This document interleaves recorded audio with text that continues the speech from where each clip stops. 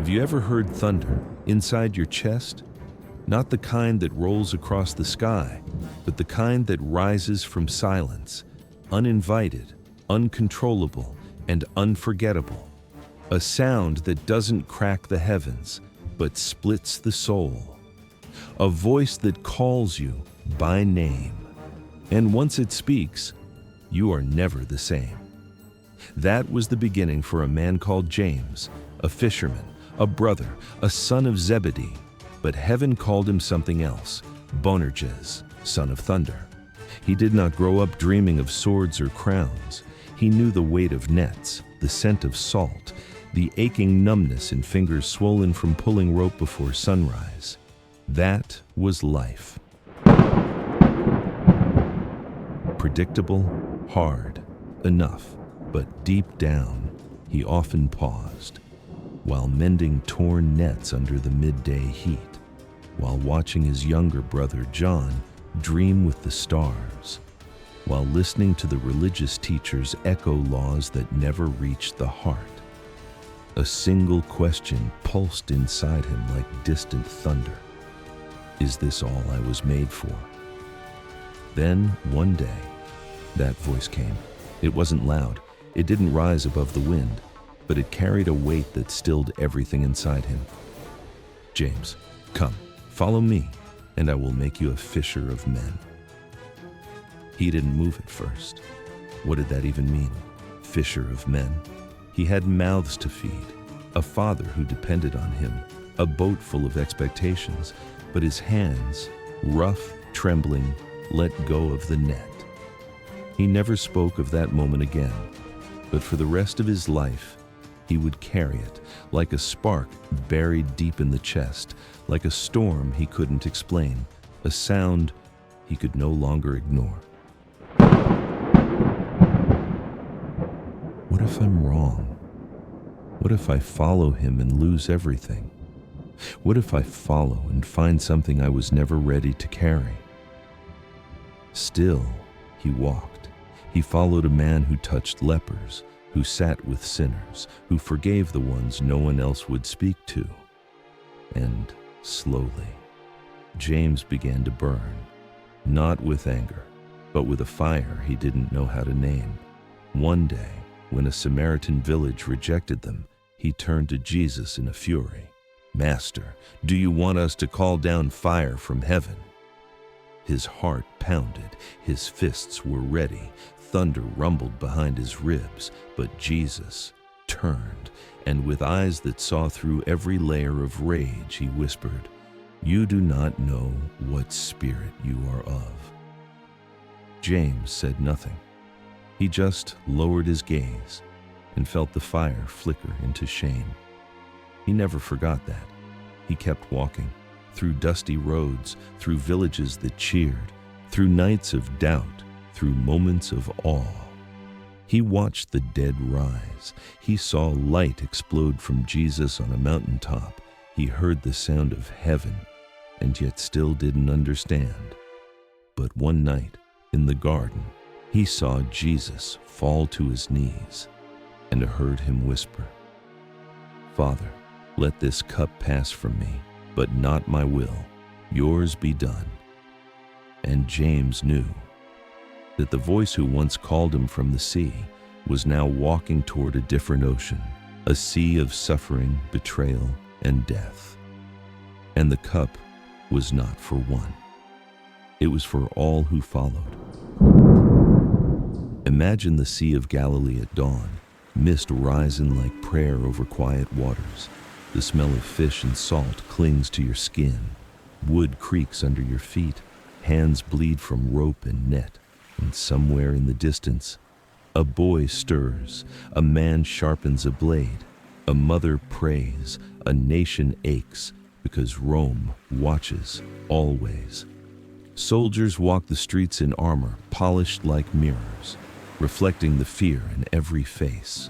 Faith? It has become ritual, a burden, a list of rules etched in stone, but never into the heart. James mends a torn net.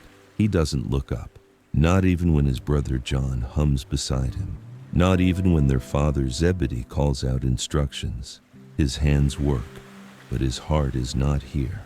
He feels it again, that weight in his chest, not sadness, not anger, something heavier, a hunger that has no name. James's inner thought, there must be more than nets and coins, more than the ache that never leaves my bones.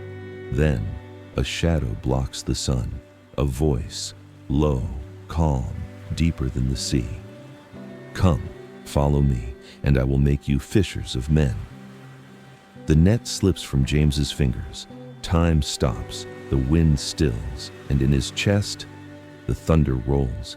He meets the eyes of the man who spoke. There is no demand in them, no pressure, just knowing. Pure, unsettling knowing. He does not ask, where are we going? He does not ask, how will I live?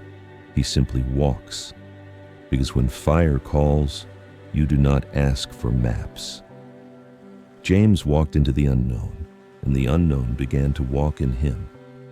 He watched as the teacher healed with a whisper, as he smiled at broken men, as he wept at tombs and danced at weddings, and something inside James changed.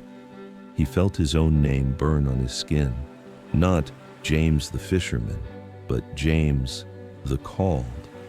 But fire brings tension. The others often whispered that he was too intense, too eager, too wild. Even John, the beloved disciple, was gentler. But James, he boiled with impatience. One night, as they gathered around the teacher, James sat close, too close. His mother, Salome, stepped forward boldly. "Rabbi," she said, "grant that my sons may sit, one at your right, the other at your left in your kingdom." The others gasped, muttered, judged. But James, he didn't flinch. His eyes locked with Jesus. And the teacher, never cruel, simply asked, "Can you drink the cup I am going to drink?" Time stopped. James swallowed hard. He didn't know what the cup held, but something inside him whispered, "Yes." James's inner thought, "Whatever the cost, I will follow. Even if it means I disappear into the fire, even if no one remembers my name." And Jesus said, "You will drink that cup." Not a threat, not a warning, a promise. James did not sleep that night. He sat beneath a fig tree, hands shaking. Above him, thunder rolled silently through the clouds, and he whispered to himself, "I am not worthy. But if he called me, then he must see something I don't." And that is how the Son of Thunder was born. Not in pride, not in violence, but in surrender. They were hunted, one by one. After the resurrection, after the fire of Pentecost, the world did not bow. It bared its teeth. Rome had no interest in fishermen or shepherds, but it feared a name, the name of Jesus, and those who bore it. The fire that fell upon them was not for comfort. It was for war. Not a war of armies, but of unseen kingdoms, of thrones in the spirit, of chains in the soul. James knew. He had known it from the moment he saw the stone rolled away. Faith would not preserve his life. It would burn it. He went west to the edge of the known world, to Hispania, a land of mountains and myths, of cold hearts and ancient gods. He preached, but the earth was hard. The words he had once shouted with boldness now echoed back to him unanswered. He walked from village to village, alone in the mission. Some listened, most laughed, and often when he knelt to pray, nothing answered but the wind. One night in Zaragoza, he stared at the stars and whispered into the silence, "Lord, am I truly sent here? Or did I mistake the thunder for my own desire?" He placed his forehead to the ground and wept. Then, light, not from the sky, from beside him. A woman stood upon a pillar, her face known, her eyes like fire wrapped in mercy. Mary, the mother. She did not speak in riddles. She spoke as one who knew the weight of calling. "Do not fear, James. Build here a house for my son. I am with you." He did not ask how. He simply nodded and began. The stones he lifted were not just limestone and dust. They were pieces of obedience, of surrender. And though he built it in silence, the sound would reach heaven. Still, he returned to Judea, not in triumph, but in trust. They said he was discouraged, but in truth, he had found peace in anonymity. He had sown seeds into the soil of Spain and trusted that heaven would send the rain. Then came the chains. Herod Agrippa, ruthless and cunning, wanted to win favor with the leaders of Jerusalem, and nothing won applause like blood. James was taken, bound, beaten, cast into a stone cell. No trial, no questions, just a sentence already written, the cup. It had arrived. In the dark, he prayed, not for escape, not for vengeance, but for courage. He remembered the garden, the trembling hands of Jesus, the bloody sweat, the whispered surrender. "Let this cup pass from me, but not my will. Yours be done." Now it was his turn, his garden, his silence, and he whispered the same. "Yes, Lord, even this." A guard sat near his cell, watching, waiting. "You're not afraid?" the guard asked. James turned slowly. "I am afraid, but I have known a love deeper than fear." They were silent a long time. The guard finally said, "I have killed many, but none like you." James smiled. "That is because I have already died. What you will take from me is not mine anymore." The guard said nothing more that night, but the next morning when they came for James, the guard stood beside him. "Take me too," he said. The soldiers laughed, but James said, "No, this man walks with me." And the two knelt together. "I believe in your God," the guard whispered. "Then walk with me," James answered. They bowed their heads, the sword fell, and heaven thundered.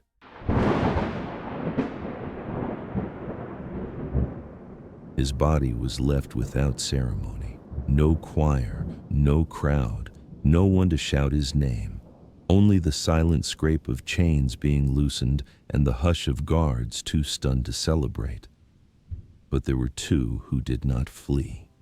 Two who had walked beside him across villages and valleys, Athanasius and Theodore.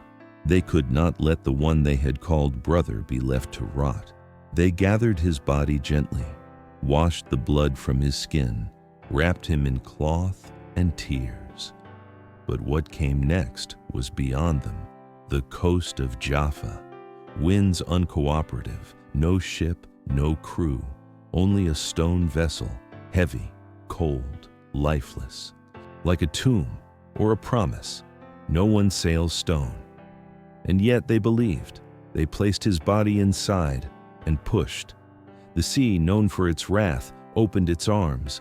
Waves held the stone like arms carry a child, and the boat moved. No sails, no oars, no logic, only faith. The journey was not short. They passed shores never seen, faced nights with no fire, but the boat did not sink. It sang, not with sound, but with purpose. Some say angels guided it, others say it is the breath of God. But all agree it arrived. Galicia. Mist over the trees, earth dark and rich, people cautious and proud, and a woman known across the land, Queen Lupa. She ruled not just with wealth, but with fear. When Athanasius and Theodore came to her court carrying the body of their master, she laughed. "A carpenter's prophet buried in my land." Numbers sent them to a forest filled with wild bulls, claiming to offer help. "Take these beasts," she said. "Let them carry your body. If your God is so mighty, they will not gore you." The disciples went, expecting death. But as they approached, the bulls stilled, lowered their heads, allowed the yoke, and Queen Lupa, watching from a distance, fell silent. Later, she would weep. "Surely, your God is real." She gave them a field, a hidden stony place. There they buried him. No temple, no shrine, only earth and stars. Compostela, field of stars. Years passed, then centuries. Empires rose, wars came and went. The grave was forgotten, but not by heaven. One night in the year 814, a hermit named Pelayo watched the stars shift above a hill. They pulsed, they danced. He followed them and dug, and there he found the body, still, whole, at rest. He fell to his knees. A church was built, then another, and then a cathedral. Santiago de Compostela, James of the Field of Stars. And they came, pilgrims, begging souls, crying mothers, wounded warriors. They walked from every direction, over mountain and river, through rain and cold. Their feet blistered, their shoulders bent, but their hearts awakened. The Camino was born. A road not made by kings, but by the desperate, by those who hoped again. They carried shells on their cloaks, wrote prayers into their sweat, left sins on the stones beneath them. They came not for answers, but for presence. And he was there, still, waiting. The legend grew. In 844, during the Battle of Clavijo, as Christian soldiers trembled before the Moorish blade, a figure appeared, a white horse, a sword lifted, eyes like lightning. Santiago. He rode through the storm, and the enemy fell. He became Santiago Matamoros, not for hatred, but for hope, a protector, a thunder still roaring. Even in death, he stood beside the weak. He became the guardian of Spain, of Portugal, of pilgrims, of the unseen. And today, he still walks, not always on a white horse, but in quiet footsteps beside the broken, in the wind that stirs the weary heart, in the stars that guide the lost home. You don't need a sword to feel like you're at war. You don't need chains to feel imprisoned. Sometimes your prison is the silence between your thoughts. Your battlefield is the hallway outside your bedroom, and your deepest wound is the one you've learned to hide behind a smile. There are nights when you lie in bed, eyes open, wondering if your life is more than noise and debt and deadlines. You scroll through images of other people's joy, and you wonder why your soul still feels hungry. That, too, is a pilgrimage, not across land, but across the inner desert, the dry place between who you are and who God says you are. Santiago walked those roads too, before the sea, before the sword, before the saints called his name. He was just a man, tired, angry, searching, and still the voice called him. Come, follow me, and still he walked. Maybe you've dropped your net, the job, the relationship, the version of yourself you pretended to love. Maybe you've said yes to the call, and now you feel like you're wandering through fog. You're not alone. The road to Compostela isn't just in Spain. It runs through every dark season, every morning you choose to rise, even with nothing left. Every prayer whispered into the pillow when no one is listening. Do not despise the small steps. Faith does not always roar. Sometimes it limps. Sometimes it drags one foot behind the other. Sometimes it curls up on the floor and breathes in silence. But that, too, is movement. Santiago's body was placed in a stone boat, a vessel not made for movement, and yet it carried him across the sea. Because when the journey belongs to God, even the impossible becomes direction. He was called the Son of Thunder, not because he was fearless, but because even in his trembling, he refused to run. He stayed, he believed, he burned, and that same thunder lives in you. It whispers in your chest when the world tells you to be silent. It pounds behind your ribs when you dare to hope again. It is the sound of heaven remembering your name. So don't wait for the perfect sign. Don't wait until you have no fear. Don't wait until you feel worthy. The road begins the moment you say, "Yes, Lord, I will drink the cup, even if it breaks me, even if no one applauds, even if I walk alone," because you're not alone. You are never alone. Remember how it began, with a voice, a net, a question.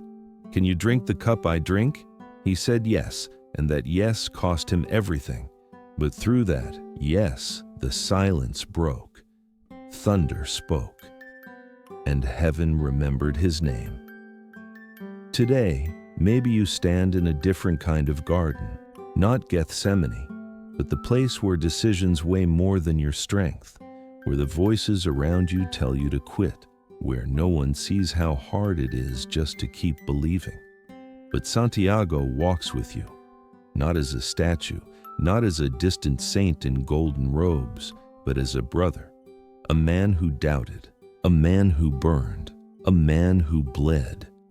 He walks with you in the classroom, in the hospital corridor, in the moment you open your phone and feel invisible again. And still he says, keep walking, even if no one claps, even if your legs shake, even if all you can do is whisper, I still believe. Because faith is not a feeling, it's a flame. And even when it flickers, it still gives light. And when you think your journey has no destination, when you wonder if your obedience is echoing into nothing, remember the stone boat. God carries what we surrender, even when we no longer have strength to hold it. The path is not always glorious. It is hidden, humble, holy. And like James, you may never see the cathedral your sacrifice builds. You may never hear the song that your silence inspires. You may never know who knelt beside you until heaven shows you. But one day, when all roads end, when all seas still, and all swords are laid down, you will hear your name, spoken by the voice that first called it, not with thunder, but with joy. And he will say, well done, you drank the cup, you followed me, and I never left your side. As it is written, you will indeed drink my cup, and you will be baptized with the baptism with which I am baptized. Mark chapter 10, verse 39. That was not a warning. That was a prophecy, a promise. And Santiago fulfilled it. Now it's your turn. If this story stirred your heart, if it awakened something sleeping in you, then don't leave in silence. Say yes. Yes to the road. Yes to the fire. Yes to the thunder. Yes to the cup. Because saints are not remembered for how they died. They are remembered for how they followed. And someone is waiting for you to walk first.